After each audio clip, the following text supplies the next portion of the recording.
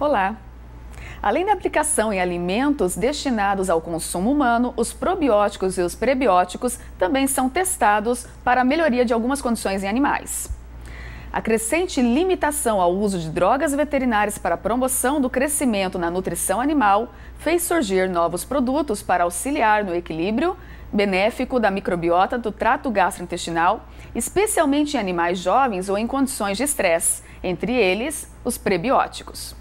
Os probióticos também são usados cada vez mais, principalmente no pós-desmame, na fase de crescimento e de engorda de animais confinados. No programa Saúde e Consciência dessa semana, vamos entender melhor a diferença entre o uso dos prebióticos e probióticos. Convidamos o professor Dr. Ranulfo Pial Júnior e seu aluno André Felipe Almada para conversar sobre o assunto. É daqui a pouco, não saia daí!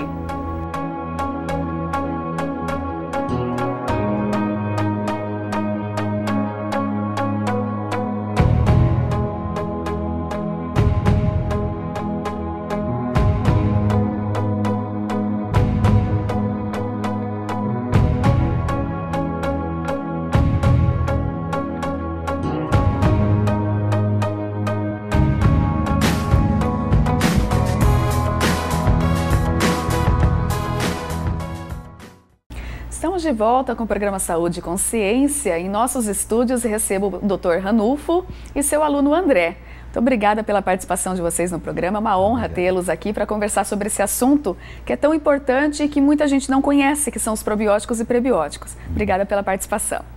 Obrigado. André, recentemente você defendeu a sua dissertação de mestrado fazendo uma pesquisa que envolve essas substâncias com animais confinados. O que você estudou? Qual que foi o objetivo do seu projeto e o seu projeto em si? Perfeito. Obrigado, professor. Eu agradeço a oportunidade de a gente estar comunicando aqui. O objetivo do nosso trabalho foi avaliar realmente o uso do pré-biótico e do probiótico na relação da saúde, né, o conforto, né, a homeostase dos animais e a reatividade, né? Tanto o uso do pré-biótico e probiótico. A gente utilizou de parâmetros sanguíneos, né, o hemograma completo e uma tabela de reatividade, que a gente estava mensurando quanto esses animais podiam estar bravis, né, reativos, ou mais calmos em relação ao uso do pré-biótico e do probiótico e da combinação deles. Seria em termos assim de conforto, quando você fala reatividade, é a agressividade que esse animal está no pasto? Alguma coisa assim? Perfeito.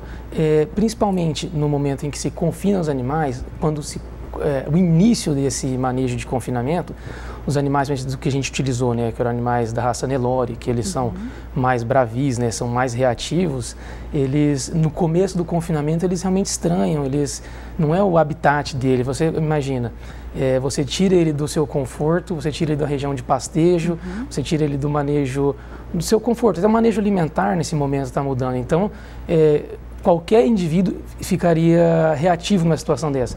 Na raça Nelore, que já tem como característica essa reatividade, isso se acentua. Então, é interessante a gente procurar alternativas para mitigar essa reatividade nos animais, porque, afinal, o trabalho que você está desenvolvendo, essa reatividade, os animais estressados, afetam diretamente na produtividade. Então, esse era o nosso interesse em estar trabalhando justamente diminuindo esse estresse para animais mais produtivos, né? Visando animais mais produtivos. Em que momento que a gente faz e que é necessário esse confinamento do animal? Confinamento seria mais uma terminação do animal, né? O animal tem a desmama, então chega um momento que ele vai para terminar essa terminação e depois abate. Então, o confinamento geralmente são 90 dias, né? O experimento foi 90 dias ou um pouco mais, dependendo se eles chegam no peso de abate dos animais. Então, também foi avaliado o desempenho dos animais, a parte de ganho de peso, né? Então, além de avaliar o estresse, o cortisol, glicose e alguns minerais também que mostram os níveis de estresse, foi avaliado o desempenho e também nós tínhamos uma tabela que nós vimos qual que era o estresse dos animais quando eles estavam no brete, quando eles estavam pesando. Então foi avaliado vários pontos importantes, porque o estresse está muito ligado à parte de desempenho dos animais, né? Os animais estressados, eles comem menos e ganham menos peso. Isso também está ligado... reflete em custo, reflete na qualidade do produto. Isso, reflete na qualidade da carne. Então a carne com adrenalina, ela tem pior qualidade. E também, muito importante, é com relação ao bem-estar animal. Então nós queremos que os animais estejam bem. Por isso que, como eles estão confinados, onde o estresse é maior, a gente quer que algum produto aditivo, né? Dessa vez nós usamos o probiótico, nós já utilizamos a homeopatia também, com resultados muito interessantes na homeopatia. E então nós queremos que ele esteja confinado, mas ele esteja tranquilo e trabalhando essa parte do bem-estar animal, né? Com respeito ao animal também, né? Isso é muito importante. Nós estamos falando em probióticos e prebióticos, mas o que é isso? O que é o tal do prebiótico e o probiótico? Os nomes são tão parecidos, né? É a mesma coisa? Na verdade não, professora. O probiótico seriam organismos vivos, né? Podem ser leveduras ou outros micro-organismos que vão ter alguma ação benéfica no trato gastrointestinal. Isso em qualquer um dos níveis, né? Pode ser nos ruminantes a nível de rumen ou já a nível intestinal, né? Depende de cada tipo de cepa que você está utilizando. Lactobacilos, que estão presentes em acute, seria considerado... Perfeito. Isso, ótimo. É um bacilo, perfeito. A gente, nesse pool, a gente utilizava também alguns bacilos. Foi utilizado 6 micro-organismos, entre uma levedura, Saccharomyces, que foi utilizado, e mais 5 bacilos. Lactobacilo, sim.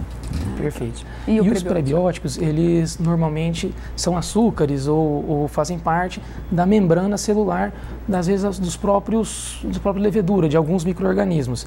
E os probióticos, eles oferecem um benefício ao hospedeiro pela competitividade com micro-organismos indesejáveis. Então, eles vão favorecer o meio, enquanto os prebióticos, eles vão favorecer, às vezes, os probióticos ou mesmo os micro-organismos já presentes no trato gastrointestinal.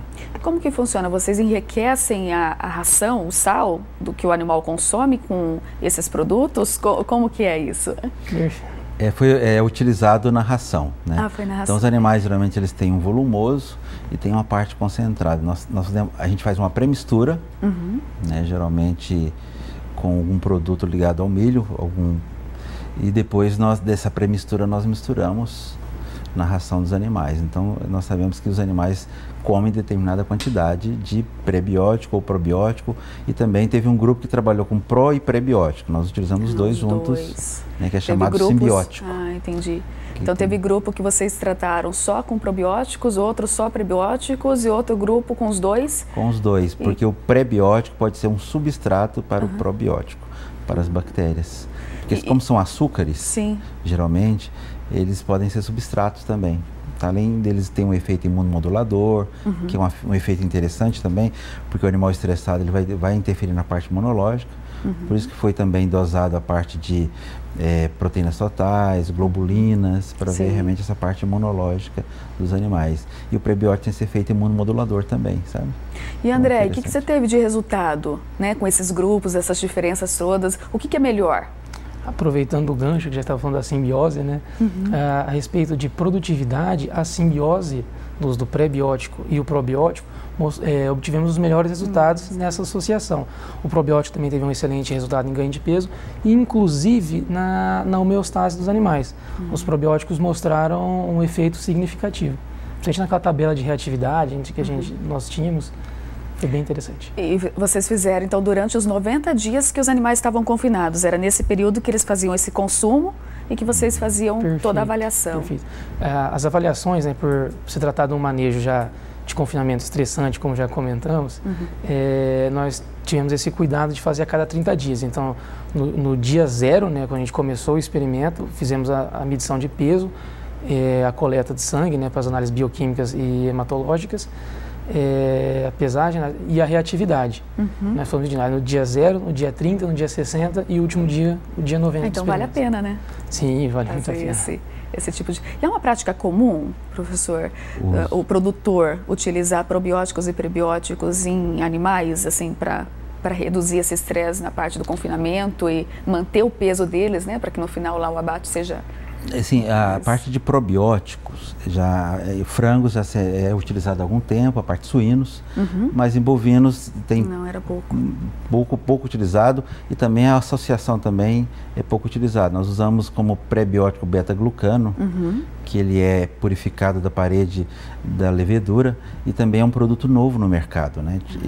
Existem trabalhos com peixes, né? Essa é uma empresa inicialmente da Noruega, que conseguia purificar, e depois existe uma multinacional brasileira que comprou esse produto, essa patente, sabe? Então, atualmente produz no Brasil, mas é um produto muito novo que tem pouca pesquisa com ele, e o beta-glucano é um ótimo imunomodulador. Então, futuramente nós queremos trabalhar com mastite bovina também, utilizando ele, injeção intramamária, e ele também, atualmente ele é utilizado na área humana, no tratamento de câncer, por exemplo, mas em animais, muito pouco trabalho científico. Aproveitando o gancho, né, já que a gente falou de homeopatia, que foi desenvolvido um trabalho sobre isso, como que funciona? É a mesma homeopatia que é utilizada para o ser humano? Se utiliza em animais também, da mesma forma? Aquele que a gente faz em farmácia de manipulação em gotinhas? Como que é? Em animais de produção é um pouquinho diferente, porque as quantidades são maiores, né? Então nós utilizamos um veículo diferente, não a solução hidroalcoólica. Sim. Nós usamos outros veículos sólidos, e nós usamos muito carbonato de cálcio como veículo. Então essa homeopatia ela é misturada na ração ou no sal mineral. Mas aí você faz então os medicamentos são muito parecidos, né? Então você vai fazer um núcleo homeopático, que é um complexo homeopático, que vai atuar de várias formas, né? Então nós montamos um complexo que trabalhasse o estresse, diminuísse o estresse dos animais, e também desenvolvesse a parte da integridade intestinal para aumentar o ganho de peso. Então os resultados foram muito interessantes, né? Os animais tiveram uma diminuição do cortisol a nível estatístico, e também diminuição da glicose, diminuição da reatividade. Então os resultados foram muito interessantes. Chama atenção, né? O pessoal tem muita prática de utilizar os florais, usar a homeopatia com bons resultados para a parte respiratória, bons resultados para esse controle emocional, né? E isso ser extrapolado para uso do animal é interessante. Porque a homeopatia ela é um bioativo, e como nós na pós-graduação trabalhamos com bioativos alternativos, complementares, e nós temos um problema sério hoje na produção animal, que é o uso indiscriminado de antibióticos, que tem gerado bactérias multiresistentes, e é um problema bastante sério. Então praticamente a homeopatia, como ela é utilizada na parte orgânica, né, na produção orgânica de alimentos, você consegue tratar os animais estarem livres de resíduos que sejam tóxicos, como também os carrapaticidas, né, que são geralmente organofosforados e que causam um dano para a saúde. O André, aluno de mestrado, que defendeu a sua dissertação, mestre na verdade agora, né? Defendeu sua dissertação em fevereiro e já vai engatar no doutorado. Recentemente você fez o processo seletivo para o doutorado em ciência animal e foi aprovado, e já soube que foi em primeiro lugar, hein, André? Que coisa boa, parabéns. Sim, muito obrigado, né? Foi sim, mas estamos na briga, né? Enfim, vamos lá. Isso mesmo. Outra coisa bastante interessante que a Universidade Paranaense, em conjunto com a CAPES, oferece são alguns programas de auxílio ao aluno que está na pós-graduação. Poderia comentar um pouquinho, professor, como que esses benefícios que a CAPES oferece em conjunto com a universidade? Então nós temos o aluno que recebe uma taxa, né? Um taxista, e isso ajuda muito o aluno, né? E o aluno também participa dos projetos de pesquisa, das atividades nos laboratórios, então enriquece muito o aprendizado do aluno, também o currículo do aluno, e então ele tem esse programa chamado Taxas, né, que a universidade oferece. Isso é extremamente importante para a pós-graduação. E agora, realmente, os dois programas de doutorado conseguiu as bolsas, né, pela CAPES. Isso é extremamente importante também para o programa. Isso nós temos que agradecer ou parabenizar a universidade, porque as bolsas são muito importantes também para a condução dos projetos de pesquisa, e os alunos são muito beneficiados com esses programas. E são alunos de excelência que conseguem, né? Porque eles passam também por um processo seletivo, uma prova, para poder ser indicados, então, para para receber esse benefício. E parabéns, então, André, por ter conseguido isso também. Você que está em casa, os programas de auxílio que a CAPES oferece junto à universidade, aos programas de pós-graduação em estrito senso, acontecem nas duas modalidades, como o professor Randolfo explicou, as taxas escolares e as bolsas. Esse programa é chamado de PROSUP, Então, o Prosup, CAPES, junto com universidades privadas sem fins lucrativos, pode ser nas duas modalidades, taxas escolares ou bolsas. A diferença entre os dois é que a taxa escolar, o aluno recebe um valor para pagar a mensalidade do programa. Então, ele repassa o valor que ele recebe da CAPES para a universidade e não tem o valor da mensalidade. Ele não paga para estudar, ele vai estudar de forma gratuita. A segunda opção, que é a bolsa, o aluno também não recebe, não paga a mensalidade, ele é isento da mensalidade e recebe um auxílio, como se fosse um salário, para poder desenvolver de forma integral o projeto de pesquisa dentro da universidade. Então, ele tem que ter dedicação exclusiva, total, ao projeto de pesquisa. Nesse período, a dedicação é somente o comprometimento com o estudo. Então, são as duas formas que se pode ter de programa. E a Universidade Paranaense, atualmente, dentro dos dois programas de doutorado, tanto Ciência Animal quanto Biotecnologia, oferece as duas modalidades. O projeto de pesquisa de vocês foi desenvolvido dentro de uma estrutura que é privilegiada, né? A universidade ela também oferece uma estrutura muito grande nessa parte de manejo de animais de grande porte, que é o hospital veterinário e a fazendinha. Você poderia me contar um pouquinho como que é essa estrutura e o que a gente tem para oferecer para poder desenvolver o projeto de pesquisa? Tá bem, nós temos o hospital veterinário, que é no campus 2, então nós temos uma área de mais de 40 hectares, além do hospital veterinário, que atende parte clínica de pequenos, clínica de grandes, a parte de diagnóstico por imagem, e a parte de reprodução, e cirurgias, e nós temos também a parte de suinocultura, que dá para desenvolver projetos, aulas práticas, o setor de avicultura. Hoje nós estamos com a ideia de montar uma avicultura orgânica, que é muito interessante, animais que vão ficar mais livres, e está ligado ao bem-estar animal também. Nós temos o setor de ovinocultura, que oferece projeto de pesquisa, extensão, ensino também. E nós temos a parte de bovinocultura de leite, que tem um projeto chamado Unileite, né, que produz um leite tipo B. E nós também desenvolvemos vários projetos de pesquisa nesse setor de bovinocultura de leite, né? São animais da raça holandesa e que nós trabalhamos a parte de mastite, produção de leite, qualidade do leite. Então é um setor muito interessante, a universidade propicia muito a pesquisa nesses setores. Então a veterinária, de certa forma, e a pós-graduação em ciência animal, ela está bastante privilegiada nessa parte de pesquisa.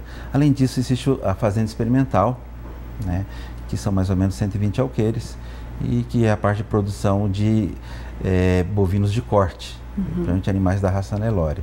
E lá tem uma instalação muito boa na parte de confinamentos, e essa instalação está sendo ampliada, e o nosso projeto foi desenvolvido nessa instalação, onde tem os boxes separados, né?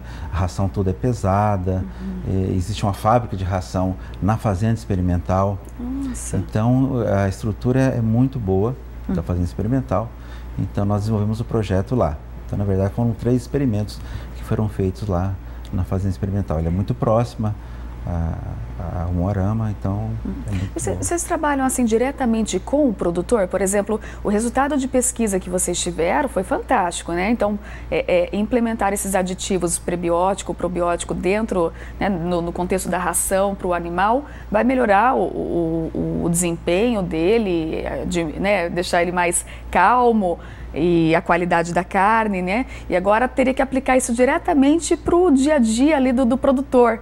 Vocês têm esse contato para poder passar esse feedback ou acompanhar de alguma forma o produtor? Sim, existe essa intenção de a gente poder estar oferecendo algo a mais para a população, né, para a sociedade. E aí ainda vai ser estudado a forma que a gente pode estar organizando esse contato mais direto com o produtor, os nossos resultados, mas existe sim o interesse. Ah, que ótimo. Porque eu acho que o principal objetivo da pesquisa é esse mesmo, né? A pesquisa tem que ser aplicada, né? E o Brasil é um país que o agronegócio é muito importante, né? Com relação ao PIB, com relação a toda a parte de superávit comercial. O agronegócio que, por exemplo, ano passado teve crescimento no agronegócio. O Brasil estava com uma certa crise financeira, mas o agronegócio teve superávit, teve crescimento. Então é um perfil do Brasil e nós temos que fazer pesquisas aplicadas para realmente que essa pesquisa seja colocada no campo para que eles possam ser beneficiados, os produtores, né? Por isso que é importante a extensão também, né? Para os projetos de extensão e publicar esses trabalhos e para que esses trabalhos tenham acesso aos produtores. Perfeito. André, agora você vai dar sequência no doutorado. Qual é o objetivo agora? Para qual linha de pesquisa você vai? Certo. Nós pensamos agora em estar trabalhando com ainda seguindo bioativos, né? E agora está trabalhando mais na parte reprodutiva, principalmente com machos. A gente vai estar utilizando a Nelore ideia... também. Nelore. Por início, sim, raça Nelore.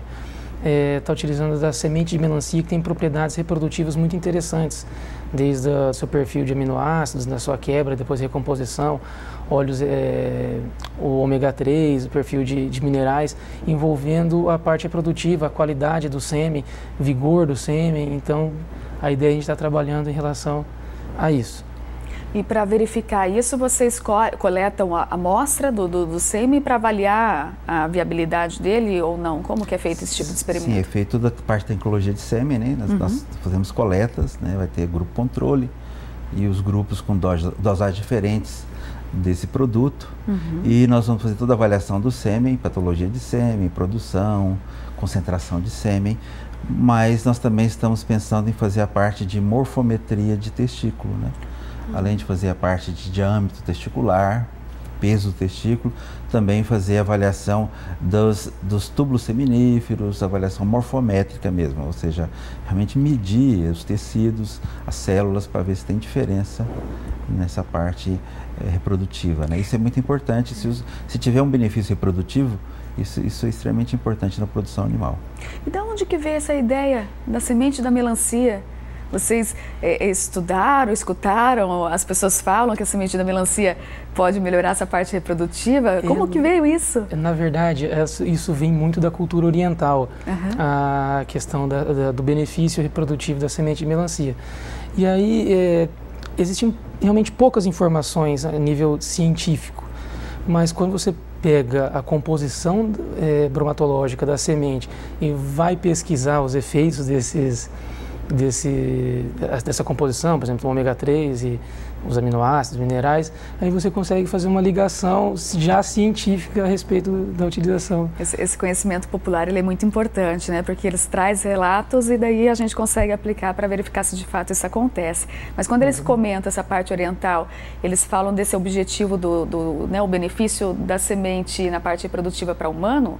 Sim, normalmente sim, para humanos. Geralmente as curcubitáceas em geral, que é a melancia, a abóbora, o melão, é uma semente que já, a abóbora ela é ingerida e ela é vendida com essa finalidade. Com essa finalidade também. A cultura mexicana, espanhola, tem uma bebida chamada horchata, que é feita de semente de melão. Sabe, é uma bebida que é feita. Então, é uma família de plantas que já tem, que a semente tem algumas atividades importantes, funcionais. Que interessante. Às vezes você pega o conhecimento, né, da cultura popular e vai trazer para testar a parte experimental na pesquisa. Realmente a parte reprodutiva em bovinos é muito importante, né? E daí vocês vão trabalhar com Nelores. E daí o objetivo é verificar se aumenta... Porque geralmente o Nelore, ele nasce um bezerrinho ou dois? É um bezerro. Geralmente a ovulação vez. das vacas é um óvulo de cada vez. E a nossa ideia, nós estamos pensando em Nelore porque o Brasil, o rebanho zebu, praticamente 80% do rebanho nosso é rebanho azebuado. Né? Não são animais europeus. Os animais europeus têm uma certa dificuldade em adaptar aos trópicos, né? Nós temos muito carrapato, muito calor, muito sol. Nós estamos vendo o calor que está tendo. Está muito quente. Nessa época. Então, por esses animais que vieram da Índia, né? Primeiro veio o Ongole e depois o Nelore foi muito desenvolvido no Brasil. A principal raça zebu do Brasil é o Nelore. E é um animal muito bem adaptado aos trópicos. Tanto é que ele tem a pele dele é negra. Né? Ele tem o pelo branco que reflete a luz, mas ele tem uma grande quantidade de melanina. Então, às vezes, numa época de muito sol, você vê os animais europeus todos debaixo das árvores, na sombra, e o gado Nelore está pastando. Então é um animal muito adaptado, 80% do nosso rebanho é zebu, por isso que nós preferimos trabalhar com o Nelore. Né? Eu também fiz doutorado, foi com animais confinados da raça Nelore. Eu trabalhei também trabalhei com bioativo também, trabalhei com semente de algodão. E a semente de algodão ela é muito importante na produção, porque ela tem proteína, tem energia, mas ela tem uma substância que é considerada tóxica, que é o gocipol. Eu estou super curiosa para ver o resultado que vai chegar nessa pesquisa. O nosso programa está chegando ao fim. André, professor, muito obrigada pela participação de vocês em esclarecer esse assunto, que é tão diferente. Eu aprendi um monte. Espero que você em casa tenha aprendido também. Obrigada pela sua audiência. Até a próxima semana.